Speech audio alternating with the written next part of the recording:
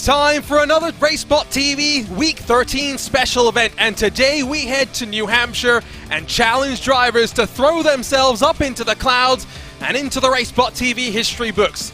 Welcome everyone to the race up to the mountain. My name is Arjuna Kankipati, delighted to be alongside my partner in crime Joshua Lee. And Josh, it's a hill climb, something rather unique in iRacing. This is the one and only hill climb event that we have, and you've seen some of these drivers compete up the mountain over the course of the year and a half that it's been on the service. What are we in for today as we get ready to rumble?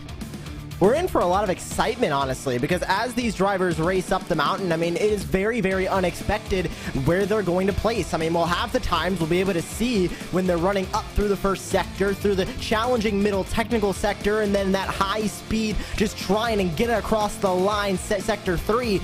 But we don't know what their time's going to clock in as until they reach that finish line, which makes this track very, very unique. It's not multiple laps. You get one lap, one attempt at trying to get up the mountain. And so here's a look at the three classes that we'll have today: the Subaru WRX STI, the Audi RS3, the TCR front-wheel drive machine. Going to be curious how it rolls through the dirt, and of course the Pro 4 truck. We're just coming off the Off-Road World Championship Series. What a fun time Josh and myself we had. We'll have Josh Edmondson behind the wheel as well. Drivers get one attempt at the mountain, and that is it. You crash, you are done, but you can take liberties with track limits.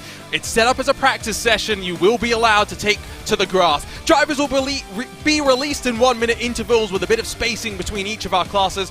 But Josh, we're bringing to a close the month and the summer of dirt that we've had here on RaceSpotTV, not just with the World Championship Series, but with the RaceSpot Rally Championship. We went to Richard Burns Rally, traveled across the world with snow, tarmac, as well as gravel. Oscar Mangan coming up on top against Oscari Rene. But that was a lot of fun. Rally and hill climb are very different, though. They are incredibly different. Of course, you take the different cars as well. Rally, sometimes you might be going uphill, but it's not really a hill climb. This is constant climbing of elevation. You're never really going to go downhill here. You're just going to keep climbing and climbing and climbing until you reach the summit of the mountain. And of course, we have the different cars as well. The Audi RS3 LMS, along with the Lucas Oil Off-Road Racing Series Pro 4, is going to provide a little bit more of a challenge to those drivers that are choosing the Subaru WRX STI. The Subaru is going to give that rally experience, but the other two are really going to give a unique experience that you can't experience anywhere else. Here's a great look across some of our drivers. We'll get the foot cam and watch the dance on the pedals from Sean Campbell, who is very much won my heart by saying that he is trying to drive every single car in iRacing up the mountain. He'll be competing a little bit later on today. RaceSpot's own Lorenzo Bonda, Stefan Schlacker getting ready to go, but the man in the middle will be the focus of attention. Week 1 winner in the RaceSpot Rally Championship. The Flying Finn Oscari Rene took the win on home turf, and he will get us started with this one. And it's going to be very interesting as we have 30 seconds left to go before our race control will send them up the hill. We have scheduled 6 TCR cars, and then to follow 6 further Pro 4 trucks, 6 further STIs, 18 cars in total. Oh, I'm looking forward to this one. Expectations, though, in terms of times, Josh, as we get ready to go, what's the separation going to be like between our 3 classes? I think we'll see a good bit of separation, especially between the Subaru and the Audi. I think the Pro 4s will be able to hold their own, but you got to remember those trucks aren't really known for high speeds. They're known for high grip. I have seen in the Subaru a 4:59.6. I don't know if we'll see anybody get under 5 minutes, but I have seen it happen before. We'll see if it happens today. So, race control getting ready to send them. Oscari Rene will be driver number 1 in the front-wheel drive Audi RS3 TCR. Of course, a couple more cars joined the party as well. Going to be fun to see how they stack up, the Honda versus Hyundai, in the upcoming IMSA Esports Global Championship, which will kick off in in the middle of October. How time will fly as we get closer and closer. So Rene getting stacked up and ready to go, as we will be able to grab looks, of course, at the drivers as they climb. There is the Finn getting us underway, driver number 1, and it's fast and flowing to get the hill climb started, Josh. And this is a very difficult section to start off with. Of course, once you get further up the mountain, you're going to see that dirt, you're going to see that gravel come into play. But down here, it's all asphalt. This is one of the slowest portions for the Pro 4s. It's going to be one of the easiest portions for these Audis, as they're not really designed to be run on dirt, Arjuna, but all-wheel drive, of course, we're going to try and take it on the dirt. So You say all-wheel drive, I'm going to correct you, front-wheel drive. You're not usually wrong, Josh, but I will, for once, have to point that one out. I heard from Quintin Violate, compared it to being in Monte Carlo and driving on snow sections with tarmac tires. It's going to be treacherous. Rene being rather tentative, but with no co-driver compared to what we've seen in the RaceSpot Rally Championship, of course, you are going to expect some drivers to have figured out more than others to maybe still be trying to figure out which way the course will go. So Rene already into his run as driver number 2 will get locked and loaded. It will be Harry Fox in his number 10 Audi RS3 TCR to go second, as the rather colorful machine punches the throttle, bit of wheel spin, and he starts the climb up the hill. And this is just about as scary. Rene is about middle of the way through the opening sector here, but Harry Fox works his way, now starting the hill climb, and here's the Finn working his way now still through the trees, still on that asphalt. No, he goes a little bit wide there, got a ton of understeer, had to get out of the gas, and that's not going to help him in his time that much. And you can see just how tight this course really is, Arjuna. Trees on either side, one small mistake, and you're going to be either hitting a tree or falling down the mountain. Cone murder, it will not be tolerated on RaceSpotTV. We'll have a stern talking to with the Kova machine when Rene either gets to the top of the hill or ends in spectacular fashion. In talking of spectacular fashion, Harry Fox will become the first driver with troubles as he finds himself beached and laughing at his misery, but that will be his run done. Quintin Violate will pick up the torch and become the next driver to start the climb up the hill. Already won, finding out just how difficult this event can truly be. One of the drivers in the iRacing Porsche as he hits the tree right at the start. He's still going straight. Is he going to end it? He's going to try and reverse back up. He hits another tree. Can he get it back onto the asphalt? He's really trying. I don't think it's going to let him. Well, that at least was spectacular for the short time that it existed. So now 2 cars have struck out as Rene continues his slow but steady climb up the hill. At the very least, he's continuing that momentum. Violate indeed will have to take the tow, I have no doubt, to roll back to pit lane. It will leave Austin Knight as the next driver to roll. Commentator we are very familiar with here, someone we've seen, of course, on the Apex Racing TV channels with our IndyCar series. As with the sunglasses on, Austin Knight becomes the 4th driver to try and get through sector number 1. And one of, I believe, 2, him and Josh Edmondson, that will be competing in the Bragging Rights Invitational tomorrow as well. And he almost just made the exact same mistake Quintin Violate did. Luckily, he doesn't end up nearly as bad as Quintin getting wrecked into the trees. He's still able to continue. He's continuing, as you saw the point to the camera as well. But Rene's already coming towards the summit as you continue to see how narrow this track really is. You can put a foot wrong, but not much else. Still twisty though, as now continuing the climb, almost 4,700 feet of elevation change, and this is where it becomes treacherous as you go onto the gravel, and already Rene is slipping and sliding around and trying to stick to the middle of the road. No, these Audis are not going to like this dirt that much, especially with the uphill elevation. If we were doing the opposite way, if we were going downhill, I think I'd like my chances in the Audi a little bit more. But as we're going uphill, you need that grip. Front-wheel drive on these Audis. They're not going to get too much of it. And you can see the struggle Ascari is having as he goes up the hill. He's wrestling that machine. He, as our week 1 winner, got to pick the car for...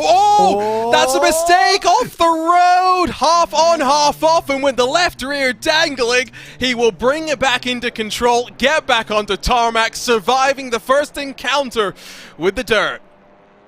That was very, very close to being an incident, as just a few moments ago, Michael Polasek just started up the hill in his number 45 Audi. In a couple seconds, we'll see Stefan Schlachter hit to the track to try and go up the hill. But here's Polasek, the New Jersey native, as he goes up the hill. Very familiar with these touring cars, very familiar with Indy cars, and he's heading up the hill now. We'll now see if Stefan Schlachter will be able to get a good run through the opening sector, as RaceSpotTV's own gets to wait for the call from Race Control, which has gone out. Not sure exactly what he's trying to do right now. It is an open setup event, so I wonder if maybe just trying to make sure he's got the right car loaded for the run. He rolls as the final TCR machine will get us To complete the first of our 3 classes, still climbing is Oskari Rene, as he is not far away from reaching the summit, and what a consistent and steady run it has been so far.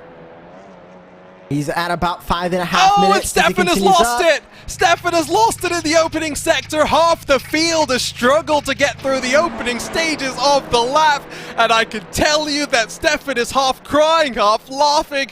Oh, this event is something we've got to do a lot more of.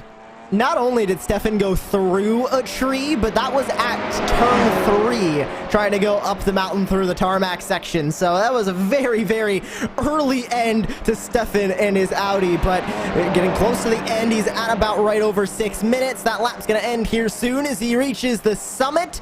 And it's going to be about a second and change off of where, or a minute and change off of where we're going to see those Subarus. But a 6:20, I think is the best he could have asked for. Big smile on the face of Oskari. He's been a lot of fun, ripping into me plenty for some of my choices during the RaceSpot rally, but 6 minutes 22, the benchmark set for the rest of the field as he reaches the top. And now we track the likes of Polashek, and first, of course, we will see Austin Knight get closer and closer to the dirt section of the lap. Before we do that, I figure the best way to experience what happened to Stefan is to watch his entire run.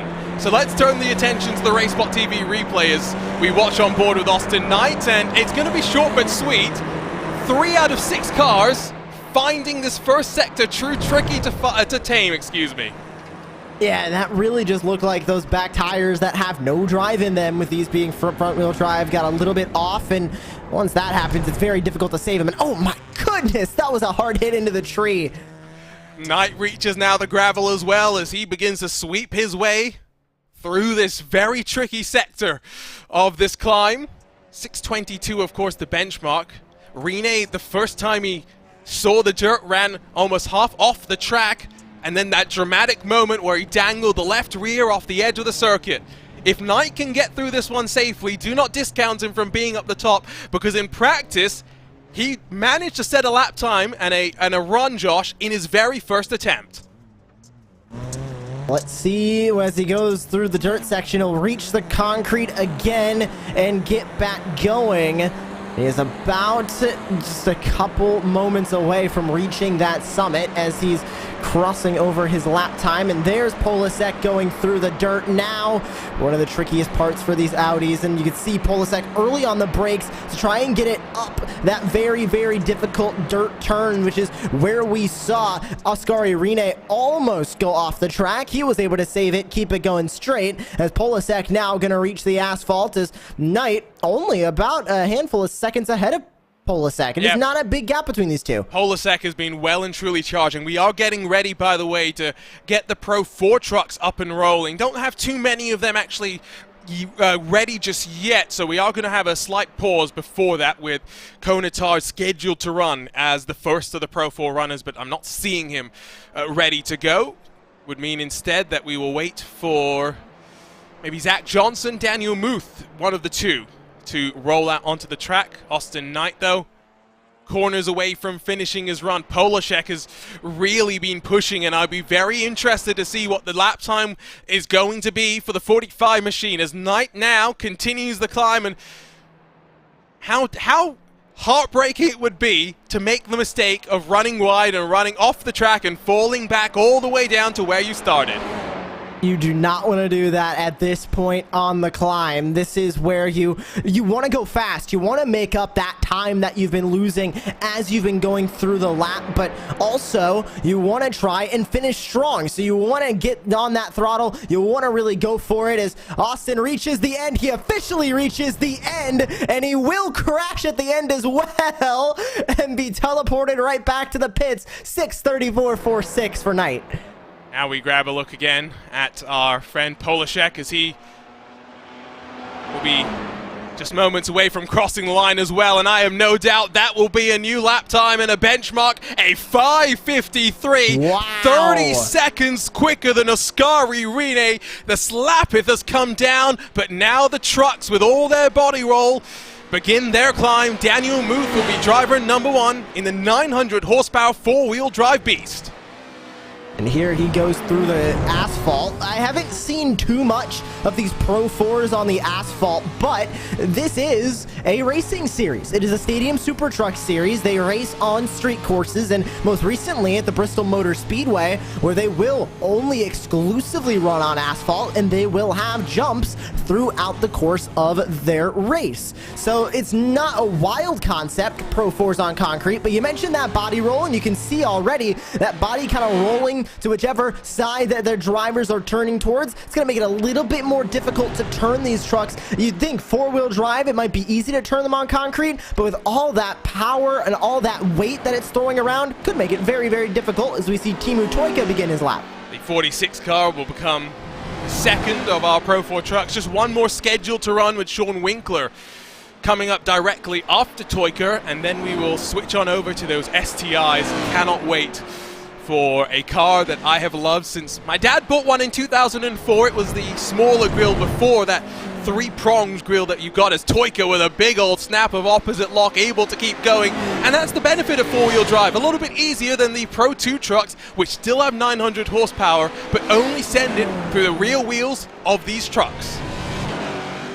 If we were running the Pro 2s or the Pro 2 lights, we'd see only rear wheel drive, but with these Pro 4s, I mean, you can put all that power to each wheel that is on this truck. And here they go through the very technical section. This is going to be one of the most difficult portions for this Pro 4. And you can see that dip into the grass. That could be a little bit of help. Of course, these trucks are running all-terrain tires. They are running tires with grooves in them to help with the grip on the dirt. Maybe a little bit of a touch to the grass like we see in the Subarus. That normally helps them. Going through the asphalt section, I wouldn't be too shocked if it also helps these Pro trucks.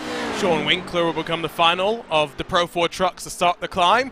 And so far, none of the drivers have struggled as much through Sector 1 as what we saw with some of those TCR machines.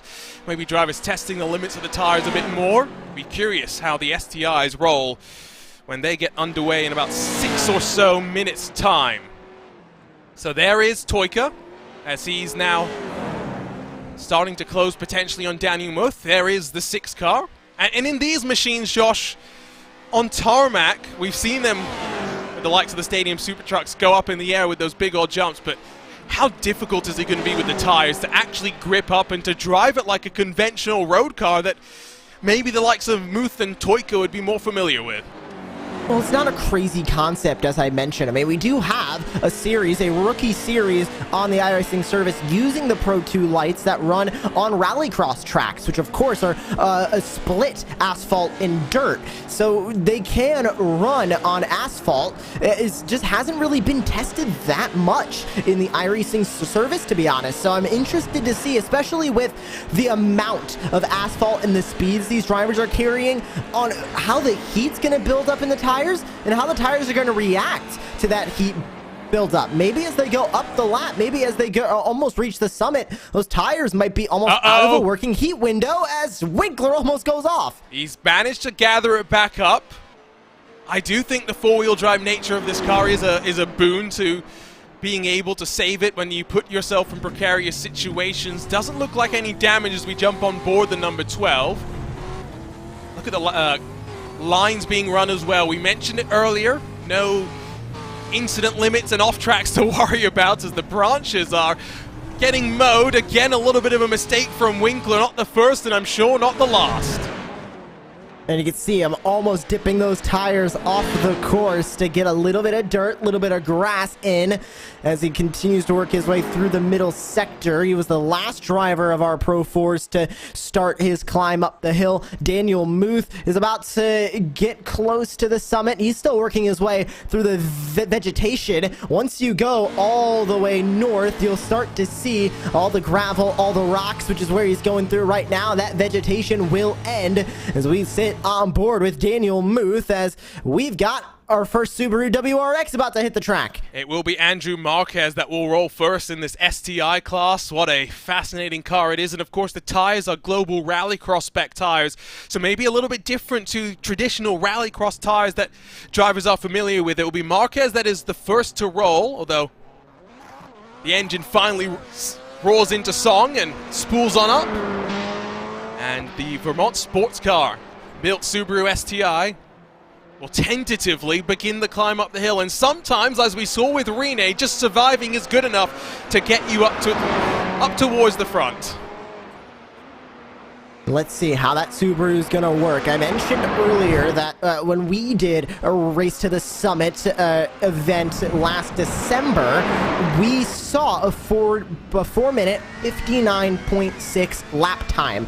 Everybody else was 5 minutes 01 and north of that. So it was a very, very big shock to see anybody go under 5 minutes. I wonder if we'll see anybody do that here. The only driver I know for sure that has taken one of these Subarus up the mountain would be Josh Edmondson, if he ends up taking the green flag, as Muth finishes his lap 6 minutes even. And I do apologize for missing that one, but we are looking forward to this one. And like we said, watching the footwork and the dancing over the pedals that Sean Campbell will do.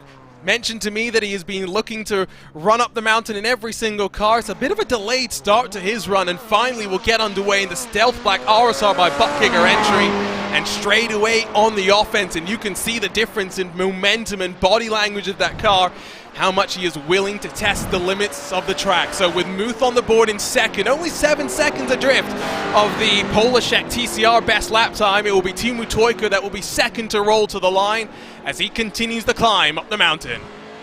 Polashek really knew how to maximize his speed out of his Audi RS3, because I was not expecting anybody under 6 minutes in those Audis, and Polashek blew Rene's time and Knight's time, and for that fact, Muth's time out of the water. And we'll see what Teemu Tuikka can do in that number 46 as he's about to reach the top of the summit. You can see those stairs leading up all the way to the very top, and you can see him crossing the line. Tuikka about 8 seconds off of Daniel Muth at a 6:08.578 as Lorenzo Bonder starts his work. And trying to keep his head down, keep his cool apparently. Reminder, armor.gg/RaceSpot. You can get RaceSpot merch. It's guaranteed to add style, maybe not performance. We do not take credit for the performance we are expecting from Lorenzo Bonder. Tuikka 8.2 down though on the time. That's an impressive run from Daniel Muth, and with Sean Winkler having experience in these off-road trucks, maybe he's expecting to be at the top. But if you continue to make mistakes like that through the very penultimate sequence of corners, it will be Sean Winkler to the line. But where does that place him? Under 6 minutes and 2 first in class, but it's only good for second overall. That was a very quick lap from Winkler. I know Sean Winkler very well. He competes in rallycross leagues. He competes in off-road leagues. He knows what he's doing when it comes to the Pro 4s, as Oscar Longin, he's going to start his lap in his Subaru WRX STI. Just look how quick they are already attacking this course. I mean, in just a few corners, they're already getting way above the delta time of the Audis in the Pro 4s. Here's Andrew Marquez, who of course was the first to roll. A bit of a mistake, but able to slow it down in time. Of course, fascinating weekend coming up for the WRC with one day done in the Rally of the Gods, the Acropolis Rally, as WRC returns to Greece, albeit with this new generation of Rally 1 hybrid machines. 5-speed gearboxes, plenty of hybrid power to boost you forward. Here comes onto the gravel then for the very first time a Subaru STI. This is where you'd expect them to be the strongest of them all. And we wait then for our penultimate STI to take to the grid. It will be Fabrizio Rivera, excuse me if I can bumble over his name, who gets ready to go down. Well, I hope it's water. We do not condone drink and driving, but here we go. Penultimate car getting launched off the line. Let's see what Marquez can do. I'm also hoping it was water, because you need focus when you're working your way up the hill. You don't want any incentives to lose focus. But about to reach the top of the summit looks to be the number 13, as that is working his way now through the middle portion of the lap. Sean Campbell, Andrew Marquez looking to put in the first time for the WRXs. And just look how committed Campbell is as they climb up the gravel section. He is flying in a way that I don't think we've seen so far today. Just next level commitment and confidence from him. I mentioned, of course, the challenge to drive as many cars around this, or up this hill climb as possible. He is well and truly committed to that cause, as Oscar Mangan is in the trees. Oscar Mangan, the Race Spot Rally champion, is out of the race up the mountain. And that is heartbreaking for Oscar Mangan. Oh, issue for Marquez as well, I believe. He just got stuck on one of the rocks going up on the top of the summit. He's still going, though, so we have 4 STIs continuing to climb. Marquez getting very, very close to the top as well, so not far away from a lap time for him. Here's a look at the RaceSpotTV replay, though, and we have to figure out what happened to the Irishman. So still working through, I'd say, about the middle, just pushing too hard, sliding off the track, and straight into a tree. That is so unfortunate for Oscar Mangan as we take another look on board. And it's just so easy. It is just millimeters off the track. And we mentioned how difficult it is to really save cars once they go off track. They just slide right off the mountain.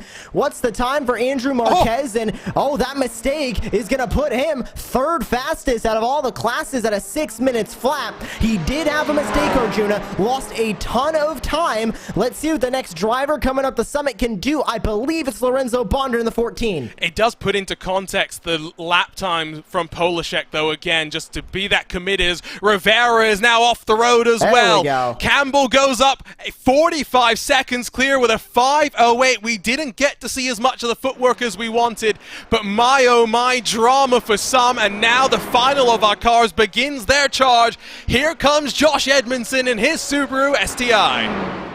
I mentioned how he has done this very thing before. Take a Subaru and try and go up the summit. I'll see if I can find his time, try and compare it to about a year ago, December 15th, 2021, to what he is going to do here. And we'll see if he's going to beat his former time or get it. He did a 5:03.112, as now we see the mistake that put Andrew Marquez far down the order. And there it was, Arjuna. Just goes a little bit wide, and then in the reverse, I believe he got stuck on a rock that caused him to lose even more time trying to get off of it. There's him going right off track and into the gravel. So keep watching here as well, as you see the Right extra there. time loss. Good call from Josh there, as Marquez finally able to relieve himself from the clutches of the rock. Only 8 times on the board. We'll grab a look at what happened to Rivera as well. Edmondson well and truly flying, though, as now Lorenzo Bonder, before he even gets to the summit, has spun as well. And I think that's just at the same spot where Marquez maybe have had a struggle as well. No, it's before the penultimate corner. Oh, is he going to get it back? He does. He's good to go. He's going to cross the line. The thumbs up from Lorenzo. He crosses the line. Where's he going to slide in?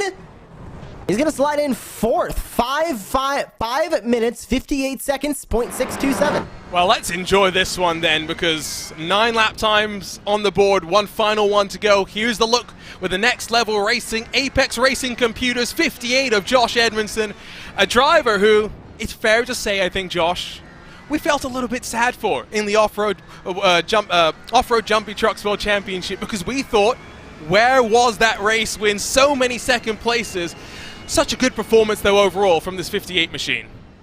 Yeah, and almost was in the running for the championship as well. Had just one too many DNF finishes that took him out of the running for it. But he's been getting very, very used to these rallycross machines. About a couple of years ago, towards the end of 2021, or towards the middle of 2021, I should say, he started a rallycross league, mainly for him to get some more time into the rallycross machines after failing to qualify for the iRacing Rallycross World Championship in 2021. So he's had now 3 seasons worth of league competition behind the wheel of this number 58 Subaru WRX STI. I mentioned him being in a race just like this, racing up the Mount Washington Auto Road, ran a 5:03.112. Let's see what he can do here, because if he runs that same 5:03.112, even a couple of seconds off of that, he will be our winner and have the fastest time racing up the summit. So it's about 3 minutes so far, and he's just coming towards the first of the tarmac gravel sections, excuse me, slides his way forward, and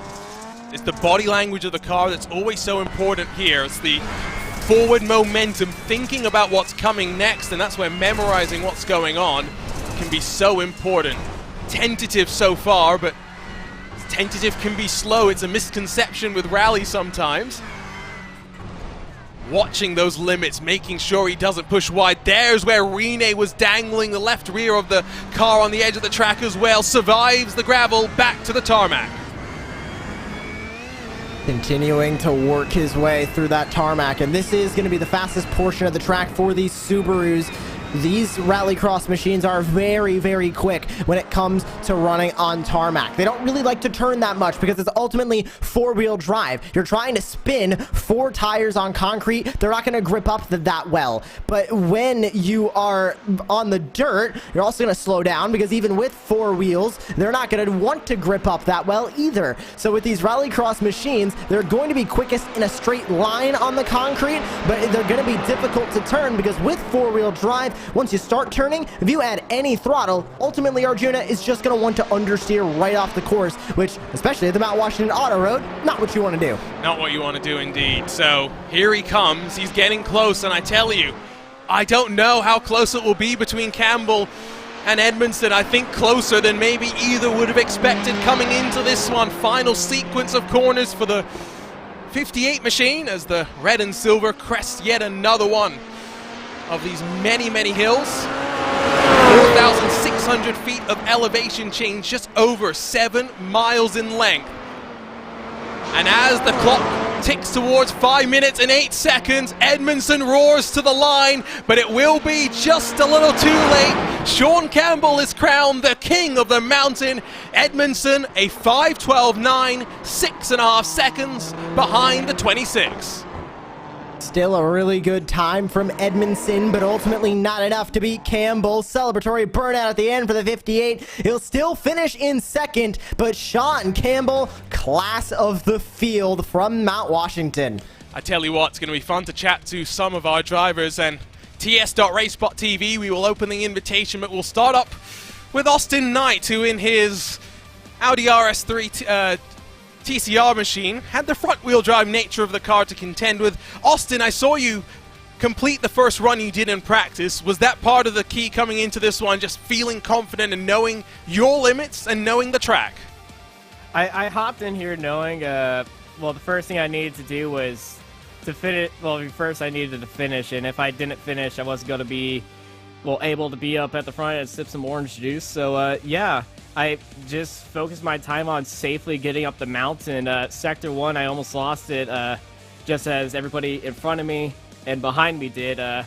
Luckily, there was a tree that set me the right way. It did damage my wheel. I did save it, though, so I am happy about that. So it's a day today where you're doing this hill climb, and then tomorrow, let's talk a little bit about bragging rights to Electric Boogaloo. Is 6 years to the day after broadcasters and commentators went head-to-head. We'll do it again and figure out who's the fastest amongst those who talk and which broadcaster will take home the trophy for this year. How excited are you about what's going to be a fun day tomorrow? It's going to be a lot of fun. I know I can talk much faster than I can drive. I can already say that. I'm just going to be there for the memes and going to have a good fun and aim for Josh when he tries to destroy everybody at Crandon. So I just have one goal tomorrow. Just have fun. I think that's a commendable goal. Very much looking forward to that one, Austin. Thanks for joining us today. Looking forward to seeing how you do for the Apex Racing TV team tomorrow. And thank you for hosting this. This is fun. A lot of fun for us as well. Austin Knight for the Apex Racing TV. We'll switch over, though, to, I think, maybe the most impressive driver today. Michael Polashek is no stranger to a TCR car, but with a 553, he smashed those in class, with the next best being Oscari Rene, a 622. How confident were you coming into this, Michael? How much practice have you done here over the months that this track has been available? To be honest, this is one of my favorite cars on the iRacing service, so I spent quite a bit of time in the 2 time attacks in 2022 seasons 2 and 3, I think. And I think I got like a 536 on the previous tire model in the Elantra, so I love this thing. It's very frustrating, especially when the car just does something that you didn't want it to. So pretty much I was semi-pushing for like the first part of it, and then when I saw time starting to come up on the board, all I knew is that I just had to survive to get up to the top. So I was losing a lot of time places here and there, but I'm glad to at least make it to the top. In terms of as well, what's coming up for the rest of this year, you and Full Send Racing, I know, plans on attacking Ivor again, maybe the IMSA Esports Global Championship. How busy are you going to be for the rest of the year with whatever TCR machine you're behind the wheel of? Oh, well, I'm pretty much going to be running in 2, if not all 3 of those series. So Ivor, Neo, 24H Esports series, and then also IMSA as well. So it's going to be a very busy year, very challenging year, but I'm pretty confident that we're going to be doing very well in all 3 of those series. Well, we're looking forward to it. It'll all be live, of course, on RaceSpotTV. Best of luck for the start of the endurance season with the 24H season opener just a week or so away. Looking forward to it, Michael. What a run it was for you today. Yep, thank you very much. And from Michael, we'll go to a man who we are decidedly less impressed with. It's RaceSpotTV's own Lorenzo Bonder. Lorenzo, 50 seconds behind Sean Campbell, and then, well, 5 seconds behind Michael. What are your excuses? What have you come prepared with today? Of course, I came prepared with lots of excuses. Let me just start first off. I beat America, sort of. Top 5 is not American. I'm the only non-American guy in there, so therefore I am superior to Europe. That makes me feel a little bit, relieved to know about that. But I suffered a last hour drama with my Jeet Hub from Logitech. I had to uninstall, reinstall, remade my first feedback. I had stutters on the first sector, on the second, third, fourth, fifth sector. Then I had to drive, basically like my mom drives sometimes, and get a solid time. But my time would be by 5:30, which could put me P3, but the excuses are all gone now. All these racing driver excuses. I mean, Lorenzo, of course, you've been doing a little bit more racing recently. We've just come off the RaceSpot Rally Championship. It was a lot of fun to put that together, right? Yes, it was on Richard Burns, and we traveled around the world, different tarmac, gravel, snow. What was your favorite event, though, over the course of the 5 weeks? I've got to assume it was the best rally of all, the BMW on those amazing tarmac surfaces. Yeah, sure, the BMW on the tarmac, where I was doing really good. I was up in the top 5, and my computer just decided to no, you're not going to do the event anymore. And I just couldn't drive it. Feels bad. But I think the best one, funnily enough, was Japan. I think I liked the Japan stages bar, the first one. It's a little bit weird. It's fast-paced. It's kind of crazy for you to drive, but it's a fun event. Aside the more than questionable stage choices, not Lorenzo fault though. Oh, it's all your fault. Never. But it was a fun event. I wanted to do it next year. I have no doubt. Better result. I have no doubt we'll do it a little bit more. What I will ask you then about is tomorrow, bragging rights 2. You and I, we talked about this in January of this year. It's been a long time coming. I kept you out of the loop on purpose because you are a competitor. You weren't allowed to know what was going on. Thumbs up. There was no bias towards RaceSpotTV going on. What are we doing tomorrow, Lorenzo? RaceSpot better be taking this home. No, better. We better take this home. We brought the A team, B team, C team, and even the F team, which I'm the F team because I'm basically going to be forfeiting the first race, obviously. I don't know how, but we're going to find a way to forfeit that race. And we're just going to have to hope that Hugo Luis and everybody that is above 5KI rating can carry us to the win. Unfortunately, I couldn't be that biased. I couldn't give Tyler Maxson a TCR race because that would have been taking it a little bit too far. So that's unfortunate. That will be tomorrow. We'll let Lorenzo go. And Joshua, before we talk about something we do have to talk about, let's talk about the fun that we had today. Yes, it was 10 cars that made it up and then 5 who gave us some entertainment in their crashes as well. But it's such a unique thing that iRacing has. Hopefully not the last hill climb that we have as well, because it's a unique thing and something that I know plenty of drivers and iRacers want a lot more of. I've heard the rumblings of Pikes Peak. Everything is hearsay, but if we do get Pikes Peak, then we're just going to add more to this niche of racing that really doesn't have much to it in the esports space. I mean, we of course have other rally games that have hill climb in it, but this is the only track of its kind on the iRacing service that is purely time attack. It is purely trying to set the best lap time. You're not really racing anybody on the track. You're just trying to get up the hill faster than anybody else. So if we see more of this, I think it's only going to make these drivers a little bit hungrier. It's only going to give them a little bit more of a chance to show what they've got because, I mean, unlike rallycross, unlike off-road racing in the Pro 4s, Pro 2s. This is completely different, and again, is that one niche that esports hasn't really touched yet. All right, I said we had something to announce, and it is what is coming up for Friday night primetime for 2022 Season 4. We're going to try something a little bit different. We're going to try something a little bit more fun. Let's learn all about it.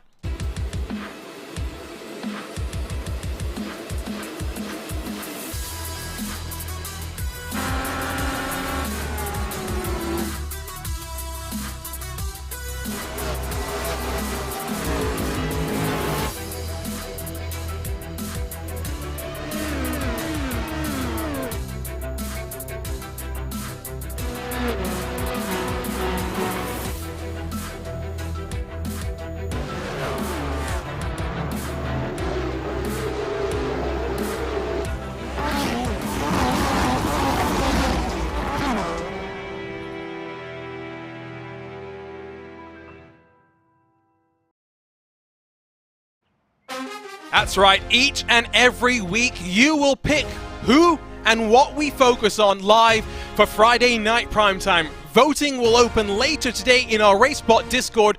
Make sure to head over to racespot.wtf/Discord. It harkens back to what Friday night primetime used to be all about, and I cannot wait, Josh, for what the community will pick as we dive into the world of iRacing and everything it has to offer. Friday Night Primetime has always been about giving the official series on iRacing their spotlight when normally they don't get one. So I'm excited to see what the community is going to decide. I mean, we could go off-road racing. We can go racing in the new Porsche Mission Rs. We could go GT racing, oval racing. We could do anything on the iRacing service for the Friday Night Primetimes.